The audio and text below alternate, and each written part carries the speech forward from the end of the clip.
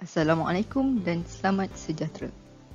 Pada hari ini, kita akan meneruskan Stats Talk dengan perkongsian mengenai Job Market Insights, landscape penawaran pekerjaan di Malaysia bagi suku pertama dan kedua tahun 2020. Indikator kekosongan jawatan adalah penting bagi mengukur trend permintaan tenaga kerja dari semasa ke semasa. Trend permintaan tenaga kerja dapat menggambarkan keperluan semasa industri di samping mengenal pasti keperluan kemahiran baru dalam pasaran. Petunjuk ini juga dapat membantu institusi pendidikan dan latihan untuk menyemak dan menilai semula keperluan kurikulum untuk pekerjaan berdasarkan keperluan semasa industri. Bagi melihat situasi penawaran pekerjaan semasa, Institut Maklumat dan Analisis Pasaran Buruh, ILMIA, telah mengambil inisiatif untuk membangunkan Big Data Analytics BDA Use Case Job Market Insights atau singkatannya JMI bagi tujuan pengumpulan, pemetaan dan penyebaran maklumat mengenai kekosongan pekerjaan. Matlamat utama pembangunan JMI adalah bagi menyenaraikan indikator kekosongan pekerjaan mengikut sektor, kemahiran yang diperlukan dan negeri. Indikator-indikator tersebut akan menjadi panduan dan sumber maklumat kepada pencari kerja, majikan dan penyelidik. Projek BDA ini diharap dapat membantu agensi serta pihak berkaitan dalam perancangan dan pembangunan sumber manusia. Selain itu, ianya juga dapat digunakan oleh kaunselor kerjaya sebagai bimbingan kerjaya kepada pelajar dan pencari kerja. Ibu bapa dan pelajar juga boleh menggunakan JMI sebagai panduan dalam perancangan kerjaya masing-masing. Proses pembangunan BDA Use Case JMI ini telah melalui 6 proses aliran utama. Pertama, keperluan pelaporan dan sasaran sumber data bagi pembangunan BDA ini dikenal pasti. Seterusnya, data kekosongan pekerjaan bagi pembangunan BDA ini dikumpul menggunakan kaedah web scraping di mana maklumat iklan kekosongan pekerjaan ditarik daripada portal-portal agensi pekerjaan swasta utama setiap hari dan disalurkan ke dalam pangkalan data LMIDW bagi proses seterusnya. Proses ketiga dalam pembangunan JMI pula melibatkan penggunaan teknologi Artificial Intelligence dan Machine Learning bagi melaksanakan pemprosesan teks, perlombongan dan pengkategorian data. Proses ini adalah penting kerana maklumat kekosongan pekerjaan yang ditarik daripada portal agensi pekerjaan swasta adalah berbentuk teks terbuka dan tidak mengguna pakai klasifikasi atau piawaian yang seragam. Seterusnya, proses verifikasi dijalankan ke atas setiap data yang telah dipadankan oleh mesin bagi menyemak kesahihan padanan data dan menambah baik kualiti pemadanan model machine learning. Setelah verifikasi data dibuat, proses pembersihan data dilaksanakan bagi memastikan penyeragaman dan mengelakkan pertindihan data. Proses yang terakhir melibatkan pelaporan data yang berteraskan interaktif secara grafik menggunakan perisian tableau. Seterusnya, kita akan melihat landscape penawaran pekerjaan di Malaysia bagi suku pertama dan kedua tahun 2020. Pada suku pertama tahun 2020, jumlah kekosongan pekerjaan adalah sebanyak 119,388 kekosongan yang melibatkan 13,645 majikan. Jumlah ini dilihat merosot dengan ketara iaitu sebanyak susulan pelaksanaan Perintah Kawalan Pergerakan atau PKP pada awal suku kedua 2020. Jumlah kekosongan pekerjaan bagi suku kedua 2020 hanya sebanyak 46,499 kekosongan yang ditawarkan oleh 7,785 majikan. Dengan kelonggaran sekatan pergerakan di bawah Perintah Kawalan Pergerakan Pemulihan atau PKPP, semakin banyak sektor ekonomi dibuka dan aktiviti pekerjaan menunjukkan peningkatan kerana semakin banyak orang yang kembali bekerja. Data kekosongan pekerjaan untuk bulan Mei dan Jun tahun 2020 juga menunjukkan pemulihan secara beransur-ansur. Namun demikian, pada fasa akhir PKP, terdapat pertumbuhan kekosongan pekerjaan secara marginal untuk bulan Mei 2020, iaitu 12,153 pekerjaan berbanding 9,474 pekerjaan bagi April 2020. Bilangan kekosongan pekerjaan pada bulan Jun 2020 telah meningkat dengan lebih besar menjadi 24,872, sekaligus menampakkan pemulihan pasaran buruh ke arah normaliti. Pertambahan iklan kekosongan pekerjaan secara beransur-ansur boleh diandaikan disebabkan tindakan berhati-hati oleh para majikan dalam keadaan ketidaktentuan sama ada permintaan pengguna terhadap barangan dan perkhidmatan akan meningkat atau sebaliknya. Bagi tempoh suku pertama 2020, kategori pekerjaan operator mesin dan loji dan pemasang mencatatkan permintaan tertinggi iaitu 37,455 atau 31% daripada keseluruhan kekosongan pekerjaan bagi suku pertama 2020. Kekosongan yang tinggi bagi pekerjaan ini menunjukkan produk sektor pembuatan masih mempunyai permintaan tinggi di pasaran sebelum kemuncak pandemik COVID-19. Bagi suku kedua 2020, kategori pekerjaan profesional mendominasi kekosongan pekerjaan yang ditawarkan iaitu 17,979 pekerjaan.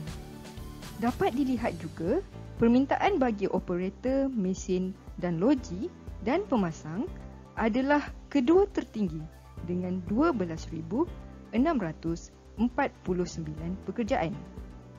Ini memberi gambaran ekonomi negara berada di dalam landasan yang betul ke arah pemulihan pada penghujung suku kedua 2020. Jika dilihat dengan lebih mendalam dari aspek jawatan yang mendapat permintaan tertinggi mengikut maskot 4 digit pula, didapati kedua-dua suku iaitu suku pertama dan suku kedua 2020 menunjukkan penawaran pekerjaan banyak menjurus kepada jawatan operator mesin dan loji dan pemasang dengan masing-masing mencatatkan 31,530 dan 11,428 kekosongan jawatan. Seterusnya, dari segi perbandingan antara suku pertama 2020 dan suku kedua 2020, terdapat beberapa jawatan baru yang mendapat permintaan tinggi pada suku kedua 2020, iaitu jawatan penasihat keuangan dan pelaburan serta profesional bersekutu pentadbiran dengan masing-masing mencatatkan 5,111 dan 1,319 kekosongan jawatan. Statistik ini menyokong dapatan kajian yang telah dilaksanakan oleh JobStreet pada Mei 2020 melibatkan 5,000 ahli job street yang antara lain menyatakan terdapat penawaran pekerjaan dalam bidang perbankan yang melibatkan jawatan seperti perunding unit amanah, pegawai urus niaga saham, penasihat perancang kewangan dan pengurus cawangan. Seterusnya, dari segi taburan permintaan pekerjaan di negeri-negeri didapati Selangor, Kuala Lumpur, Pulau Pinang dan Johor kekal menjadi antara 5 negeri dengan kekosongan pekerjaan tertinggi bagi suku pertama dan suku kedua 2020.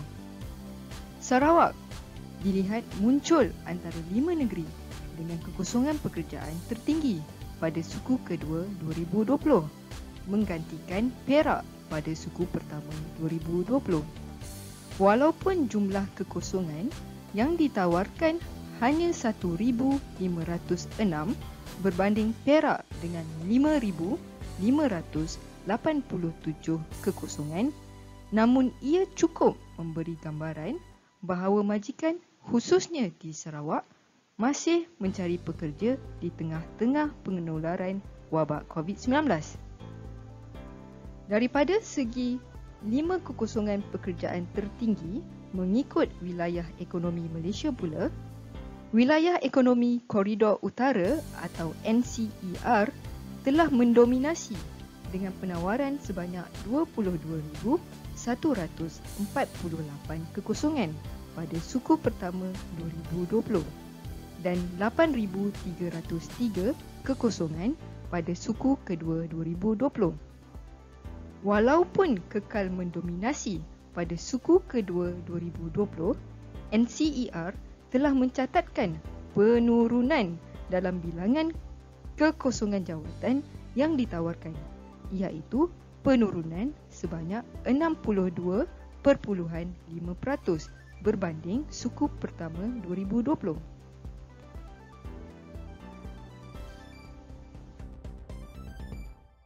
Di tempoh suku pertama 2020 dan suku kedua 2020, sektor pembuatan kekal menjadi sektor utama yang menyumbang kepada penawaran pekerjaan bagi pencari kerja dengan masing-masing 44,506 dan 13,830 kekosongan pekerjaan. Selain itu, 3 lagi sektor yang termasuk dalam 5 sektor dengan kekosongan pekerjaan tertinggi bagi kedua-dua suku, iaitu suku pertama dan suku kedua 2020 adalah sektor perdagangan borong dan runcit, pembaikan kenderaan bermotor dan motosikal, aktiviti perkhidmatan lain dan aktiviti pentadbiran dan khidmat sokongan. Dapat dilihat pada suku kedua 2020, sektor aktiviti keuangan dan insurans takaful telah menjadi antara 5 sektor dengan kekosongan pekerjaan tertinggi yang menawarkan pekerjaan sebanyak 8,102.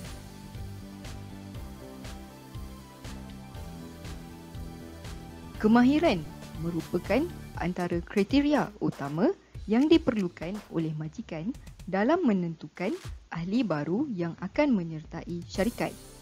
Dari statistik yang dipaparkan, didapati 5 kemahiran tertinggi yang diperlukan oleh pihak majikan adalah kekal konsisten pada suku pertama dan suku kedua 2020. 5 kemahiran tersebut adalah komunikasi, jualan, pengurusan dan bahasa yang merangkumi penguasaan bahasa Inggeris dan Mandarin.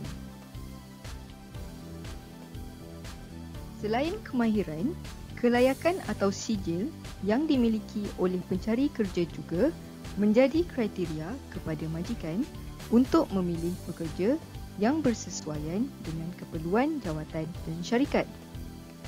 Pada suku pertama 2020, pencari kerja yang memiliki SPM, SPMV, MCE atau O-Level mencatatkan bilangan tertinggi yang diambil bekerja oleh majikan iaitu seramai 39,700 orang.